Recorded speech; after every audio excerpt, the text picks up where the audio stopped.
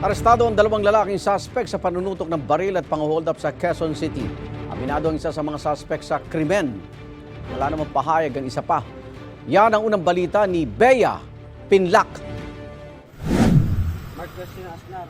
Sa kulungan ng bagsak ng 19 anyos na lalaking ito matapos umanong manutok ng baril at nakawan ng cellphone ang isang 24 anyos na babae sa Scout Torillo Street sa Quezon City, Sabado ng madaling araw. Nagse-cellphone pa ito habang naglalakad. So, distracted, nagkataon na may dumaan itong dalawang holdupper natin. Tinutukan siya ng baril, binantaan, at nakuha nila yung cellphone. Lula ng mga suspect ng motorsiklo na walang plaka. Pero matapos ang 2 oras, natuntun din sila at nahuli ng pulisya sa barangay South Triangle. Ayon sa pulisya, may dati na ring nabiktima sa ibang lungsod ang mga suspect. Naghahanap pa sila ng iba pang mabibiktima kasi pag nakahuli sila ng isang cellphone, parang kulang pa yun. Kumbaga nag-one time, big time sila.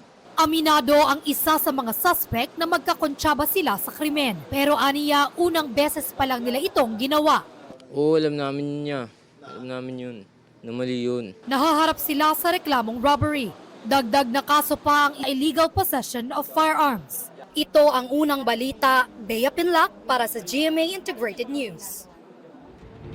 Igan, mauna ka sa mga balita. Mag-subscribe sa GMA Integrated News sa YouTube. Sa mga kapuso abroad, subaybayan nyo kami sa GMA Pinoy TV at sa www.gmanews.tv.